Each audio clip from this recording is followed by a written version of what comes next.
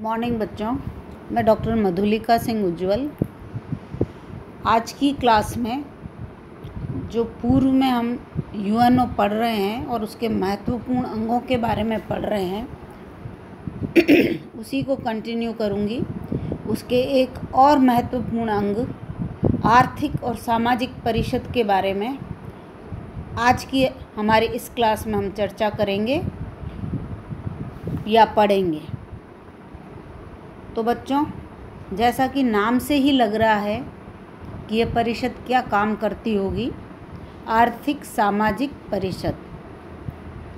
तो मैं बताना चाहूँगी बच्चों आपको कि जब यूएनओ की स्थापना हो रही थी तभी इसके निर्माताओं ने या इसको बनाने वालों ने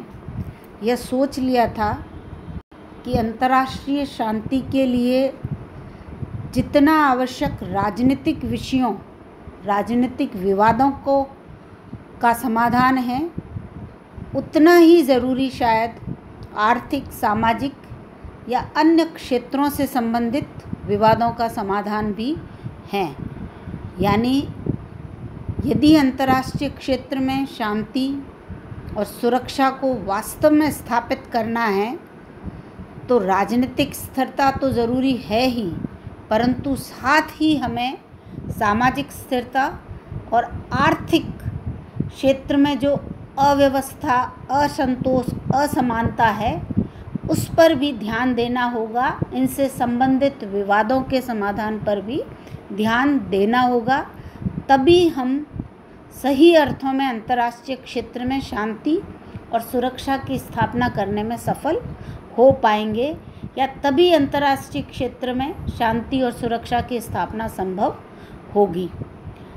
अमेरिकी विदेश सचिव ने तो सामाजिक और आर्थिक समस्याओं को युद्ध के अंतर्निहित कारण भी बताया था, और यही वजह है कि इस अंग आर्थिक सामाजिक परिषद की यूएनओ के एक महत्वपूर्ण अंग के रूप में स्थापना की गई। अब बात करते हैं बच्चों इसकी संरचना की, इसके संगठन की या इसके गठन की, कि यह कैसे बनता है। तो शुरुआत में तो इसमें केवल 18 सदस्य रखे गए, परंतु धीरे धीरे बढ़ते हुए फाइनली इसके सदस्यों की संख्या 54 कर दी गई। यह एक स्थायी संस्था है जिसमें सदस्यों का निर्वाचन 3 साल के लिए कौन करता है, ये मैं पूर्व में ही बता चुकी हूँ कि महासभा द्वारा किया जाता है। इसके सदस्यों का निर्वाचन 3 साल के लिए किया जाता है बच्चों, और 1/3 सदस्य इसके हर पाद पदमुक्त कर दिए जाते हैं या हो जाते हैं। हाँ, उन पद मुक्त होने वाले सदस्यों को पुनः निर्वाचित भी किया जा सकता है, और प्रत्येक जो सदस्य राज्य हैं उनका एक प्रतिनिधि इस सामाजिक आर्थिक परिषद में सदस्य राज्य का एक प्रतिनिधि होता है। अब बात करें कि इसमें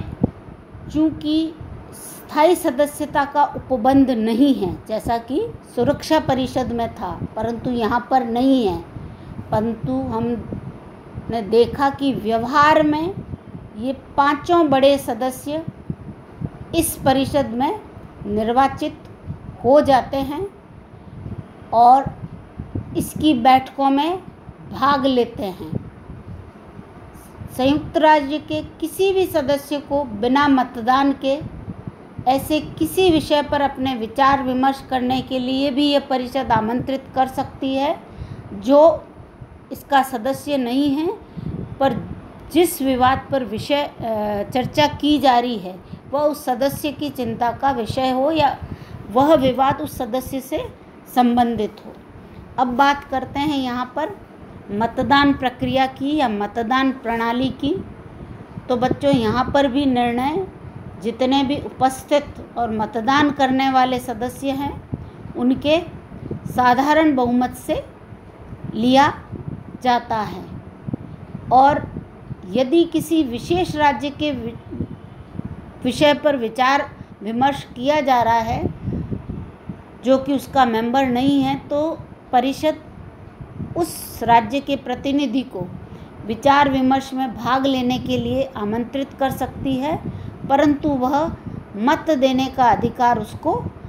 नहीं होता, यानी कि वह मतदान में भाग नहीं ले सकता। साथ ही इसकी बैठकें होती है, उसमें प्रतिवर्ष सदस्य राज्यों में से ही एक सभापति का भी निर्वाचन किया जाता है। इस सभापति की अध्यक्षता में ही परिषद का प्रतिवर्ष 5 सप्ताह का एक महत्वपूर्ण सत्र आयोजित होता है। यानी अब हम बात कर रहे हैं इसके अधिवेशनों की। तो आर्थिक सामाजिक परिषद का अधिवेशन प्रतिवर्ष 5 सप्ताह के लिए आयोजित किया जाता है, जिनका आयोजन न्यूयॉर्क और जेनेवा में बारी बारी से होता है। इसके अलावा बच्चों, न्यूयॉर्क में यह परिषद 2 संगठनात्मक सत्रों का भी आयोजन करती है और मुख्य सत्र के दौरान एक उच्च स्तरीय बैठक भी आयोजित करती है, जिसमें मंत्रियों के साथ, सदस्य राज्यों के मंत्रियों के साथ वरिष्ठ अधिकारी भी भाग लेते हैं। इस बैठक में महत्वपूर्ण अंतर्राष्ट्रीय क्षेत्र के महत्वपूर्ण आर्थिक और सामाजिक मुद्दों पर चर्चा की जाती है विस्तार से। साथ ही सामाजिक और आर्थिक परिषद का पूरे वर्ष के दौरान जितने भी कार्य चलते हैं बच्चों, उनका संपादन इसकी सहायक संस्थाएं, आयोग और समितियों द्वारा निरंतर वर्ष पर्यंत किया जाता रहता है। अब बात करते हैं इस परिषद की कार्य और शक्तियों की। तो जैसा कि नाम से ही विदित है बच्चों, नाम सुनकर ही पता चल रहा है कि यह परिषद किस क्षेत्र में काम कर रही होगी, परंतु फिर भी हम विधिवत रूप से इसके कार्य हैं वो इस प्रकार से हम देख सकते हैं, बता सकते हैं। पहला कार्य तो यही करती है वह कि अंतर्राष्ट्रीय क्षेत्र में आर्थिक, सामाजिक, सांस्कृतिक, शैक्षणिक, स्वास्थ्य और उन सभी क्षेत्रों से संबंधित मामलों पर अध्ययन करती है और महासभा संयुक्त राष्ट्र के सदस्यों और विशिष्ट अभिकरणों को जो यह अध्ययन करती है, इस संबंध में रिपोर्ट भी पेश करती है या रिपोर्ट पेश कर सकती है। दूसरा कार्य जो परिषद करती है, आर्थिक और सामाजिक परिषद, वह है बच्चों विश्व में मानवाधिकारों और मौलिक स्वतंत्रताओं के प्रति सभी में आदर, सम्मान और श्रद्धा को भाव पैदा करने का, जिससे कि सभी की मौलिक स्वतंत्रताएं, विश्व में सभी नागरिकों की मौलिक स्वतंत्रताएं और मानवाधिकार सुरक्षित हो सके और सभी अपनी स्वतंत्रताओं का और मानवाधिकारों का उपभोग सफलतापूर्वक कर सकें। तीसरे कार्य जो परिषद द्वारा किया जाता है वो है बच्चों कि इसके क्षेत्राधिकार में जितने भी विषय आते हैं उनसे संबंधित अभिसमय है, यानी उनसे संबंधित जितने भी कानून वगैरह हैं उनका आलेख यह महासभा को प्रेषित करती है या महासभा के समक्ष प्रस्तुत करती है। अगला कार्य जो ये करती है परिषद वो है बच्चों कि यह अपने क्षेत्राधिकार से संबंधित सभी मामलों, विषयों पर सम्मेलन भी बना सकती है और सुरक्षा परिषद को, यदि सुरक्षा परिषद चाहे तो उनको सूचनाएं भी दे सकती है। आर्थिक और सामाजिक क्षेत्रों से संबंधित सूचनाएं यदि सुरक्षा परिषद मांगती है तो उनको देने का काम करती है। साथ ही महासभा की सिफारिश पर वह सभी काम करती है जो इसके क्षेत्राधिकार में आते हैं, यानी आर्थिक और सामाजिक क्षेत्रों से संबंधित जो भी कार्य करने की सिफारिश महासभा करती है व उनका संपादन भी यह परिषद करती है। साथ ही महासभा के अनुमोदन से आर्थिक और सामाजिक परिषद के सदस्य विशिष्ट एजेंसियों की प्रार्थना पर सेवाएं भी देती हैं या सेवाएं भी करती हैं। इसके अलावा बच्चों, यह चार्टर में, संयुक्त राष्ट्र के चार्टर में जितने भी इसके यूएनओ के काम हैं उनका संपादन भी बढ़ चढ़कर करती है।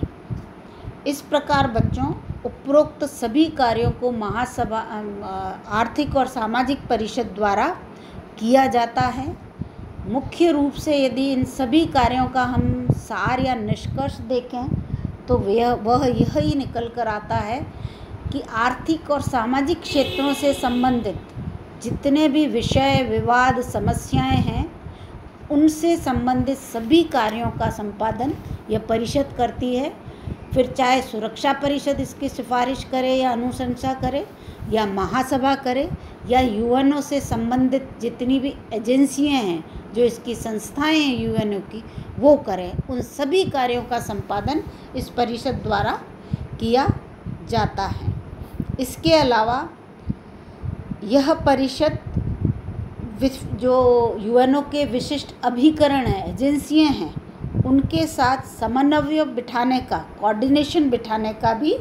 काम करती है। और मुख्य रूप से इस परिषद का यही कार्य रहता है या इसके कार्यक्षेत्र में यही आता है कि यह विश्व में गरीबों, घायलों, अशिक्षितों आदि की सहायता करे और विश्व में लोगों के सुधार के लिए निरंतर यह कार्य करती रहती है या करे। अब हम इस आर्थिक सामाजिक परिषद का मूल्यांकन पर आते हैं बच्चों। तो इसके मूल्यांकन को हम निम्नांकित बिंदुओं में इस प्रकार से करेंगे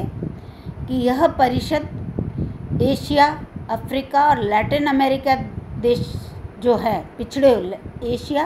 अफ्रीका और लैटिन अमेरिका के जो पिछड़े हुए देश हैं उनको तकनीकी सहायता देकर और मानवाधिकारों से संबंधित समस्याओं का हल करने में इस परिषद ने महत्वपूर्ण सफलताएं प्राप्त की है। यह एक जन लोक कल्याणकारी, विश्व जन लोक कल्याणकारी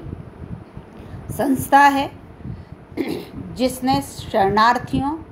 राज्य विहीन व्यक्तियों, ट्रेड यूनियनों के अधिकारों, दासता, बेगार जैसी समाज विरोधी कार्रवाइयों पर व्यापक विचार विमर्श करते हुए इन सभी समस्याओं का हल करने की, समाधान करने की निरंतर विश्व स्तर पर कोशिशें की गई हैं, करती रही है यह परिषद। यही इसके प्रयासों का ही यह परिणाम है कि नस्ली और धार्मिक समुदाय को पूर्णतया अवैध घोषित किया गया है। साथ ही यह परिषद या आर्थिक सामाजिक परिषद ने पिछड़े हुए राष्ट्रों को विकसित बनाने हेतु या पिछड़े हुए राष्ट्रों में विकास को प्रोत्साहन देने के लिए उनको तकनीकी, आधुनिक पद्धतियों से और प्रौद्योगिकी से संबंधित जिस प्रकार की भी सहायता चाहिए होती है यह उपलब्ध कराने का भी काम किया गया है। साथ ही यह अर्ध विकसित या अल्प विकसित या पिछड़े हुए राष्ट्रों को वहाँ पर विकास को बढ़ावा देने के लिए विशेषज्ञों की सहायता या सहयोग भी प्रदान करने का काम करती है और यंत्रों को, उपकरणों को या ऐसी आवश्यक वस्तुओं को खरीदने में भी यह पिछड़े हुए राष्ट्रों की सहयोग करती है, सहायता करती है, जिससे कि वहाँ पर विकास को बढ़ावा मिले या वहाँ पर विकास संभव हो सके। तो कुल मिलाकर बच्चों, आर्थिक सामाजिक परिषद का मूल्यांकन हम यह कहकर कर सकते हैं कि यह एक यूएनओ का एक ऐसा अंग है जो विश्व में कल्याणकारी परिषद के रूप में काम कर रहा है। यह कल्याण का क्षेत्र फिर आर्थिक क्षेत्र हो, सामाजिक हो या विशेषज्ञों की आवश्यकता से संबंधित हो, शरणार्थियों से संबंधित हो, मानवीय अधिकारों से संबंधित हो, मौलिक स्वतंत्रताओं से संबंधित हो, इस परिषद ने हर संभव इन सभी क्षेत्रों में काम करने का प्रभावी रूप से अपना योगदान दिया है। कुल मिलाकर सामाजिक आर्थिक परिषद के कारण ही विश्व के अधिकांश अल्प विकसित, अर्ध विकसित या पिछड़े राष्ट्रों को अभावों से, दरिद्रता से, रोगों से, निरक्षरता से, नस्लीय भेदों से, सांप्रदायिक वातावरण से मुक्ति मिली है। इसके प्रयासों के कारण ही मानवाधिकारों की घोषणा और महिलाओं के राजनीतिक अधिकारों से संबंधित सम्मेलन का भी आयोजन किया गया है या किया जाने लगा है। कुल मिलाकर सामाजिक और आर्थिक परिषद ने विश्व में यूएनओ के एक महत्वपूर्ण अंग के रूप में आर्थिक और सामाजिक क्षेत्रों में विभिन्न देशों में अहम योगदान दिया है, अहम भूमिका निभाई है। तो इस क्लास में बच्चों इस अंग के बारे में, सामाजिक और आर्थिक परिषद जो यूएनओ का एक अनन्य अंग है, उसके बारे में हमने पढ़ा है। अब अगली अपनी क्लास में हम इसके ही एक महत्वपूर्ण अंग न्यास परिषद के बारे में चर्चा करेंगे। थैंक यू बच्चों।